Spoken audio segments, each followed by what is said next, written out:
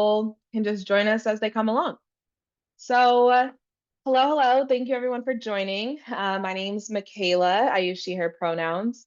And I am the new campaign manager with Code Pink. I'm super excited to be here and get to talk to y'all a little bit about campaign organizing, as well as touch on just a few of the different campaigns that we have going on right now. And also just hear from y'all and get to engage with you. So please feel free, whatever, if you're comfortable, putting your camera on, dropping questions in the chat, and sharing your experiences as well, especially if there's anything that I ask or there's anything that y'all want to add on.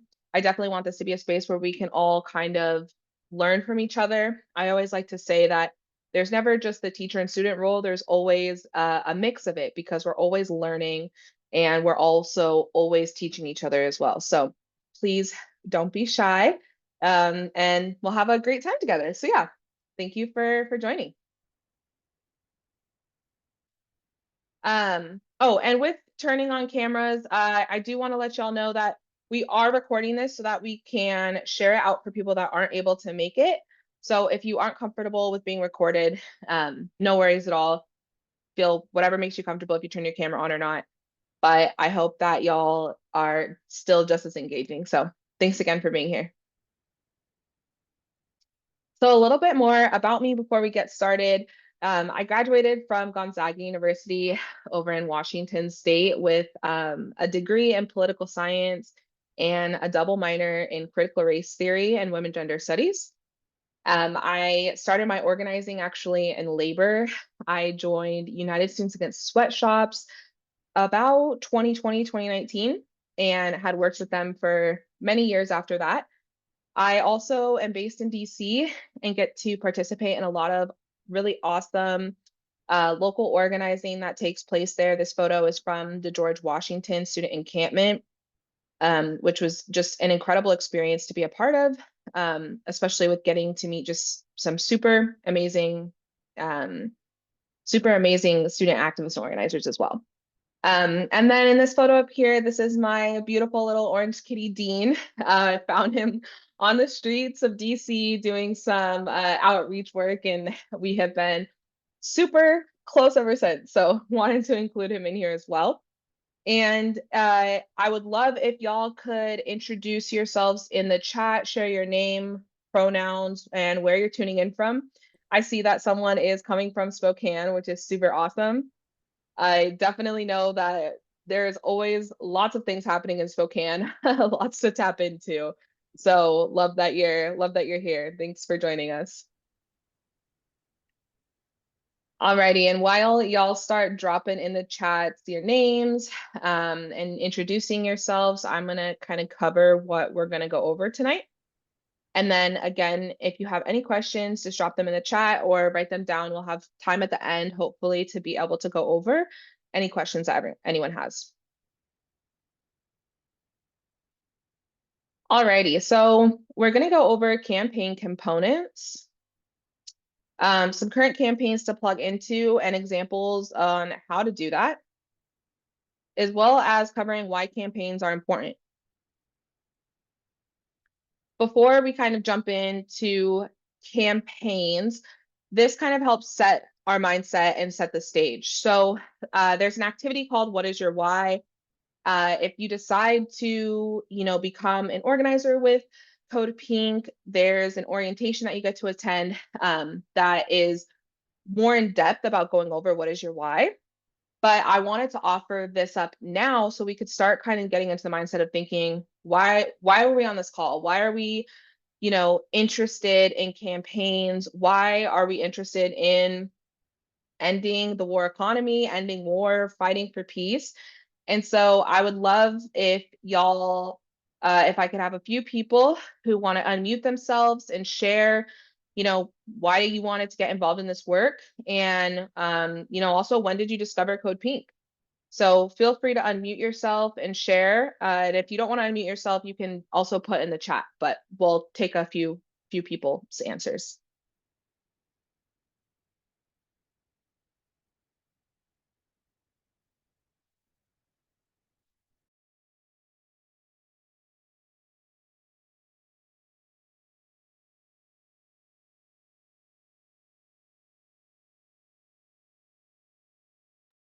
Maybe I can break the ice. I'm Noor. I'm part of CODEPINK National. I'm based in Chicago. I'm like in the middle of making dinner, so that's why I'm like crazy right now. But I heard of CODEPINK a while ago, maybe in like 2020 or something. And I just thought it was such a inviting organization, and I've just been in organizing for a while. I'm Palestinian, so it kind of just like comes with it. And yeah, I'm always remembering my people and the people who share the same struggles from the same oppressors across the globe. But yeah, I would love to hear from other people too.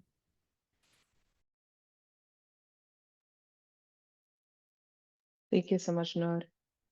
Hey, I'm Michelle. Um, I was Jill Stein's personal assistant for part of the campaign. So I did a lot of traveling with her, and that's where I really came in close contact with Code Pink and developed a tremendous respect for what you do. And since I live so close to DC, I would like to be available, make myself available for some of the actions that happen there, as well as I'm going to run for Congress here. So the Code Pink um, tenants are pretty much what mine are. I intend to represent as much as I can. Thank you. That's incredible. Thank you so much, Michelle, for sharing.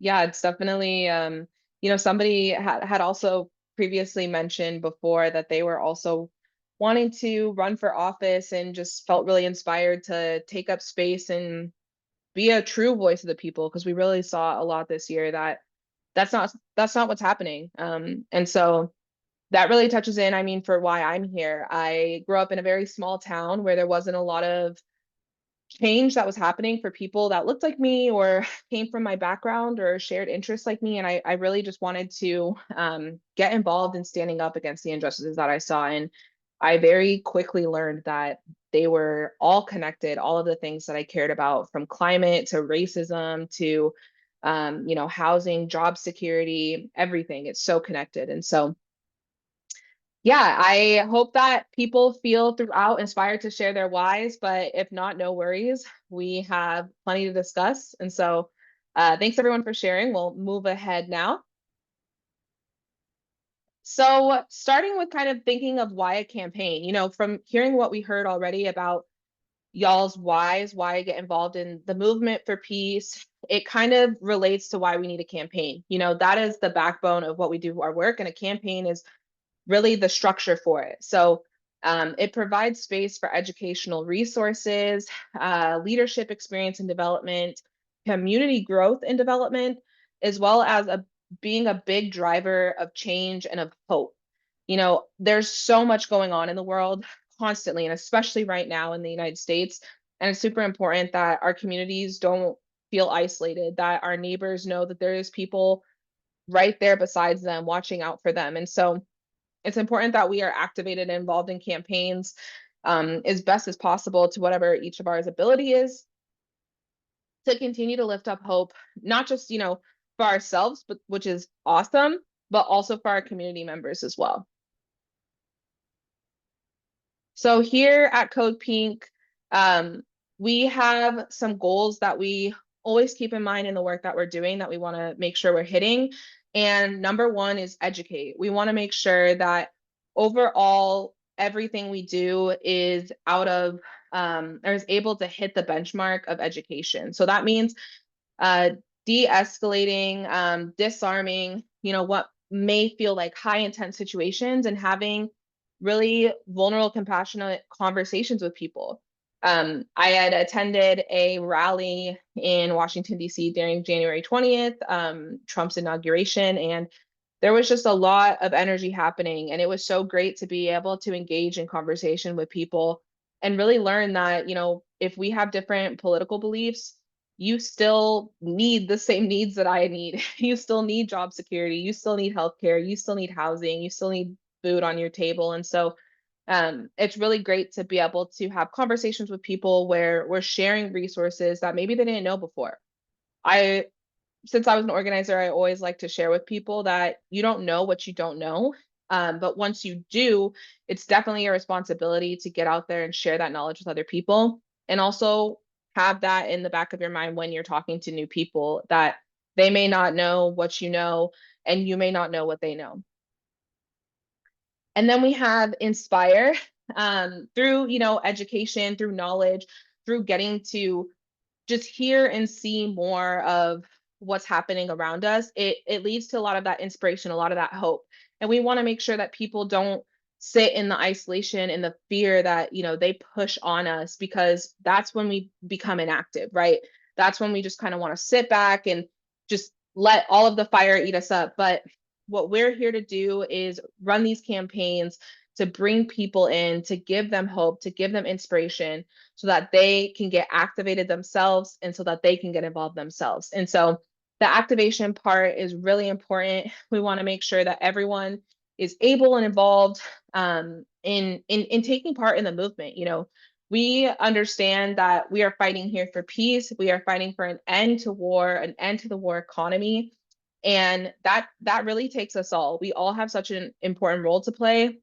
If you're not able to get into the streets, there is still something for you to do. If you're not on social media and able to post, there is still something for you to do. If you don't have a big list of people to call up and have conversations with, there are still things for you to do. Everyone has a role. And so we want to make sure that people are educated and inspired and activated overall through all of our campaigns that we do. So to take a look at our campaign, really the different parts of it, I want to use the Anti-Defamation League as an example to look through that. So some of you, all of you, maybe are familiar with the ADL. And what the ADL is a very divisive political interest group that pushes for Zionist education in schools, both public and charter schools, right? And it's really important that we make sure our communities are aware of this, because they're not including conversations about Palestinians, right? They're not talking about the truth that's happening in Palestine, about the occupation, about the brutal genocide that's occurring. And so we want to make sure that we're out there bringing education, awareness, and having the community participate in their communities, in their local areas. And that's especially important for attending these school board meetings, right? We have the link was shared in the chat more about this campaign, but we have a bunch of different references, people going and sharing at their school board meetings, calling for a true understanding of what anti-Semitism is, and a true conversation around Palestinian rights and about the genocide that's happening. So with the campaign, we have these different components, like I talked about, right? We want to start looking with our goal. And the goal, like I said earlier, is that educate, inspire, and activate. But the goals can also, like, it's super important to kind of have that overarching, right, for our campaign, but also including, maybe it can be to grow a stronger community, to grow support amongst your neighbors, to grow in, even just for yourself, to grow in conversation with each other, and to grow in relatability.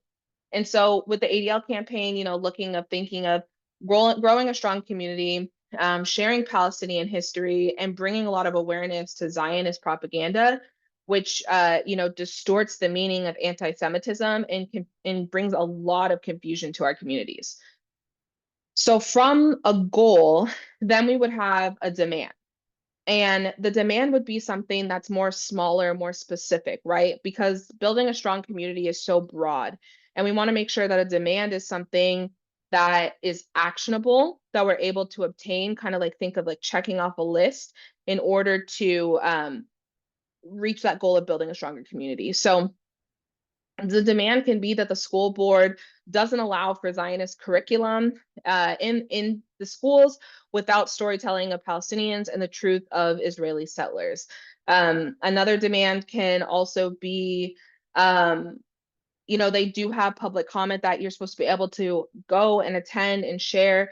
But, if you're realizing that public comment is at a certain time that people aren't really able to go, then the demand can change to demanding that the school board has public comment at appropriate hours so people can actually attend.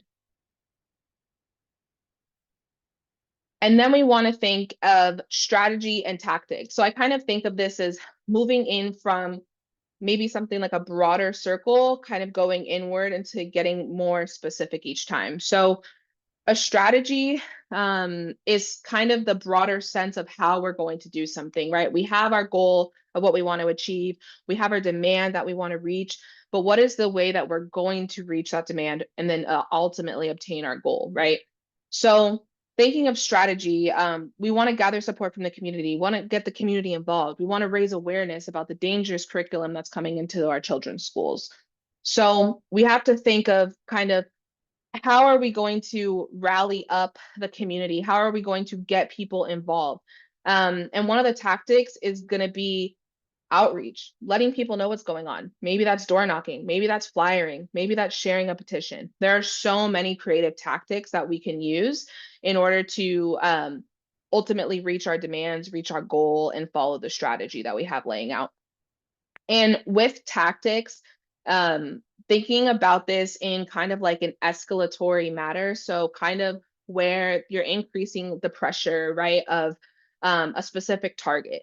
And that target can be, increasing pressure on the community to get them involved. Maybe you do start with flyering in a common area, like at a grocery store or a nearby university, and then maybe that goes into door knocking. So thinking of ways that you can kind of increase that engagement, increase that that demand basically. So with tactics, there's a ton of different creative ways to bring people in, especially around like education. Rallies, forums, movie showings, teach-ins, things like that. And we're going to have time later in this presentation to go into breakout rooms and talk a little bit more, because like I said earlier, we all have so much to share and I really want to hear from everyone. And of course, throughout kind of these campaign components, each step we're doing an analysis. So we're taking a step back and looking at the responses that we're receiving and constantly asking ourselves, how are we reaching our goals? Are we engaging our target? For us thinking about the work that we're doing, we want to make sure, is this educational? Are we providing information for people? Are they going to understand what we are talking about? We can't just kind of go out somewhere and say, the ADL is bad. We need to get rid of the ADL but not ever tell people what the ADL is, right? So making sure that we're providing information and background on what we're talking about, and then also thinking of, how are we inspiring? How are we giving people a space to come in and speak and be involved, to be activated, to participate in this moment, to build up hope. And so that kind of goes through all of our different components of a campaign.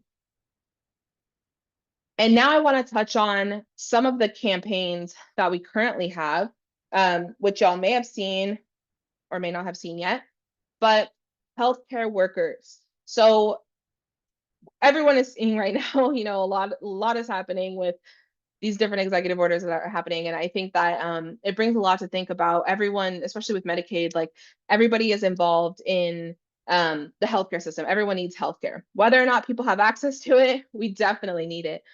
And especially in places where just such horrible things are happening, right?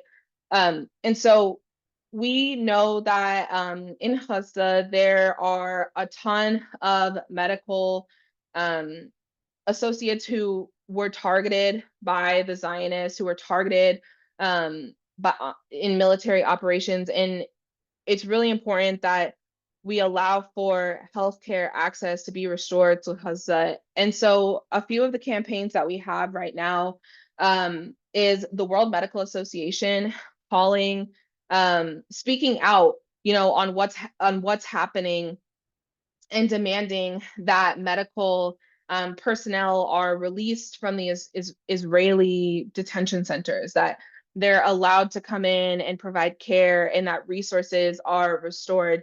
And this is something that is really truly needed in so many places all over the world. But like it's so important that we really stand up where we can. And this is something that signing a petition, as well as thinking about the next campaign, with Free Dr. Hussam Abu Safia.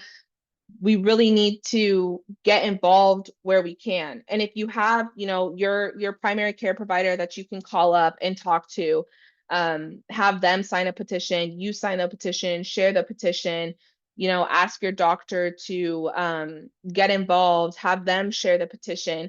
There's different links that were dropped in the chat about these campaigns that have a ton of different resources for you, from information to just different toolkits that you can run through. So please also check those out.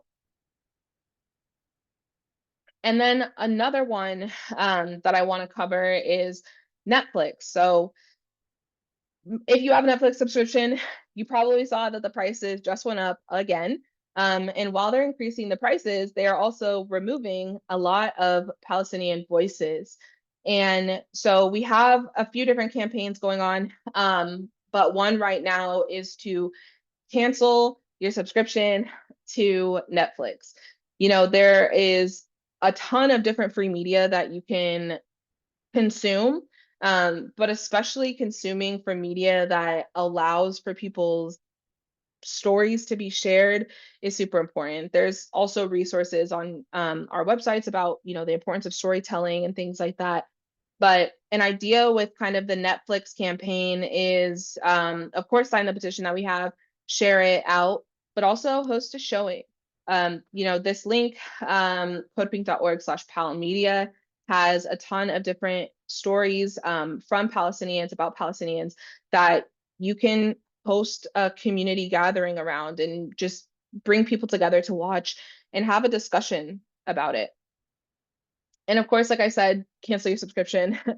Netflix is coming of a new age where they're doing live shows and streaming things, and I don't need it. I canceled, but definitely worth canceling that subscription. Something that has gathered a lot of support and attention throughout. Sorry. And with thinking about the silencing of voices, also brings in the conversation around TikTok. I'm sure everyone saw the big threats of TikTok getting canceled. I think the message popped up that TikTok was removed on January 19th. And I think it lasted maybe about 12 hours. But the real, reason behind this is we heard a lot about, I think for the most part, they maybe had talked about it just needs to be a US company, all of this, fear mongering around our data and stuff like that. But we really know that a lot of people learned on TikTok about Palestinian movements and activism that was happening, not just across the country, but across the globe. And so we know that this was a move for them to continuously silence people, silence our voices, silence those that are working towards liberation, as well as, adding on another page to their anti-China campaign. We also are on Red Note as well. But I wanted to share the TikTok campaign with you because I think it's really important that we talk about, just kind of this noise that they bring up for us to kind of get distracted. And we really need to look at how involved is the censorship around, liberation movements. Right now, I think with TikTok being restored, there's still censorship on talking about Palestine. There's certain things on different meta platforms that are blocking out things that mention Palestine. I think they also did a lot of stuff around using like the words genocide, just different words where you're really talking about problems that are going on. They already have and are going to continue building that up as the resistance grows, as a movement for peace grows. And so this is another campaign that you can definitely tap into. Sign the petition, and of course, as always, share with others. So I know that was a lot of information that we covered. If you have any questions, please save them. I want to leave time for us to go into breakout rooms.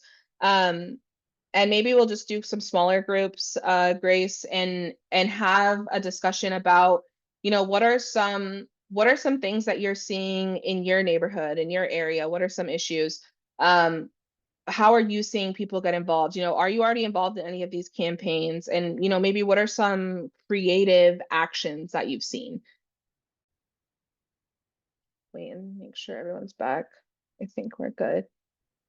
Yeah, so let's just take some time to share out what y'all talked about in the breakout rooms. So it's okay if multiple people speak from whatever rooms, but if you want to raise your hand or unmute yourself, I would love to hear some stories about your breakout rooms.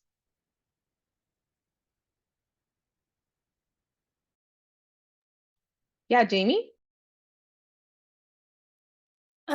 Well, in my breakout room, I discussed how in Woodland, which is about 30 minutes from Sacramento, I just talked about the group that I was forming, not really Code Pink, but it's basically just a, Woodland for Peace group. And we're kind of, in a small town, so we're finding ways to sort of uh broaden our message a bit. And we're gonna be having like our first film screening in February.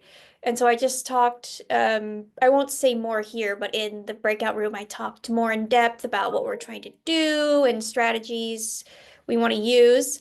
But I also mentioned that I recently joined the Sacramento chapter of Code Pink that recently started. And I discussed, in the last meeting we discussed an idea about this global action that is happening in February. And I actually put the link to it in the chat if everyone can see it. But it's a global day of action that involves like closing military bases. And in one of the, if you scroll down in one of the like action demands, it talks about one of the things that you can do is turning like this base, that's for war into a more peaceful use. And so our idea was to potentially have a teach-in at or near a military base and discuss the ways that um, how for military funding, how a lot of our taxes end up going to that versus into like more like social programs, things like, helping with homelessness and things like that. And I kind of just raised the question of, that's just an idea we had, but we didn't really know how to begin like researching and finding like websites or like accurate websites or facts that can show us like how much of like US or how much of Sacramento's money is going to taxes for war versus, taxes that could be going towards like other things. And so that was something that I spoke of. And I would love to, if anyone could end up giving me like any resources of any kind. Thank you so much, Jamie. That's awesome to hear that you were able to join one of the chapters near you. Danica? Yeah, I just want to respond to that.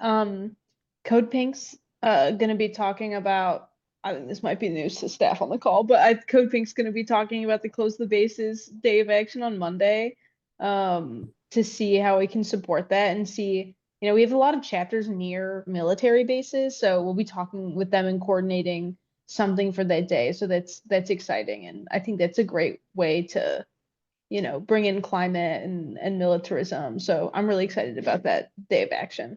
Is there a link somewhere to that meeting? Because I haven't seen it. It's just like we're talking about amongst like the Code Pink national staff to see how we can support. But I will say your point person's Ryan, right? Yes. And We will be probably hosting a call for the locals that want to do something for the Close the Bases Day. So Ryan will make sure to invite you to that. Okay, so he's gonna send out like a message or something. Yeah, yeah. Hopefully after Monday we'll have like a time set up. Okay, thank you. Mhm. Oh, that's awesome. That's super exciting. Yeah, and we also have a website, bought by Zionism, that shows different amounts of money that go to different Congress people, go to lobbying from APEC, the Zionist lobbying group. So that's also another really good resource that has recently been updated as well for the new administration, with just how much money our taxes are going to, our cities is spending. Just it's very it's yeah, it's very disturbing to see just how much money is going in the pockets of these people for genocide, for hate. Does anyone else want to share out what you talked about in your breakout rooms?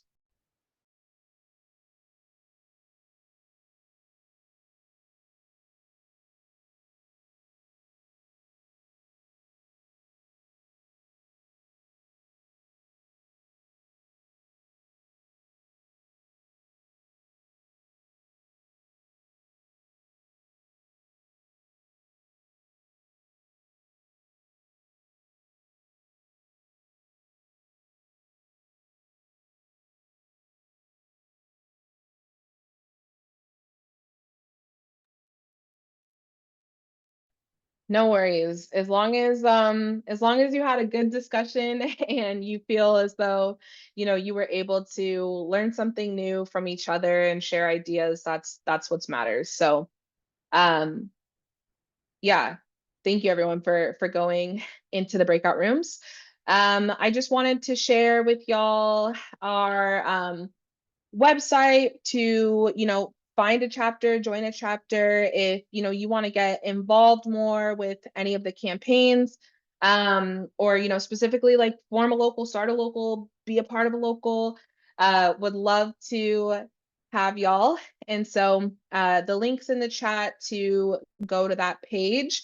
But I mentioned this a few times. It's just really important to understand that we all play a role in the movement. You know, every age, every ability. A lot of people are, think like, oh, well, I can't go on a mile march in the freezing rain, so I can't participate in the movement. And that's absolutely not true. Everyone plays a part. If it's just you talking to your neighbors, that's such an important task. It's really important that we have these conversations with our family members, with our neighbors, with our community members, any spaces that we're going to, even just random people at the grocery store or on the street, because you may be the only person that is having that conversation and introducing the idea of peace in the movement. So super, super important to push ourselves with that. And Danica, go ahead.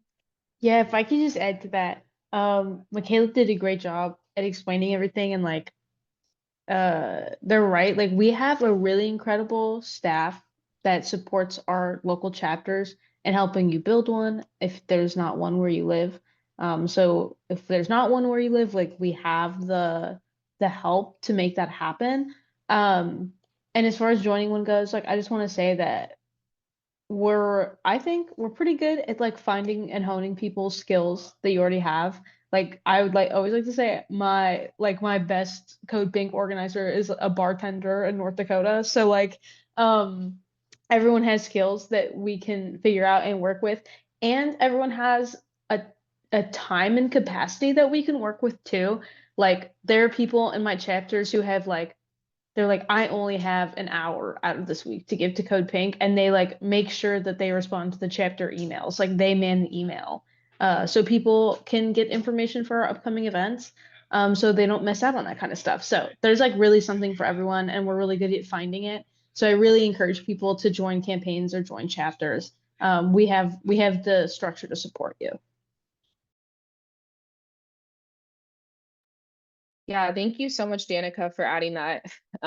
There's, a ton of us that really care and are really, devoted to to peace, to ending war, to ending harm, to ending the war economy. And if you have any questions, there is some time I can stick around and answer, but also if you feel like, maybe there's something that you want to dive deeper in regards to campaigns, that's definitely, what I'm here for, is to be a resource and offer support. So please don't hesitate to reach out. I think my email was put in the chat earlier on. But yeah, if there aren't any questions, thank you everyone so much for joining us tonight. And I hope to definitely hear from some of you soon and get to hopefully talk more about campaigns. Yeah, thank you. Thank you. Thanks, Michaela.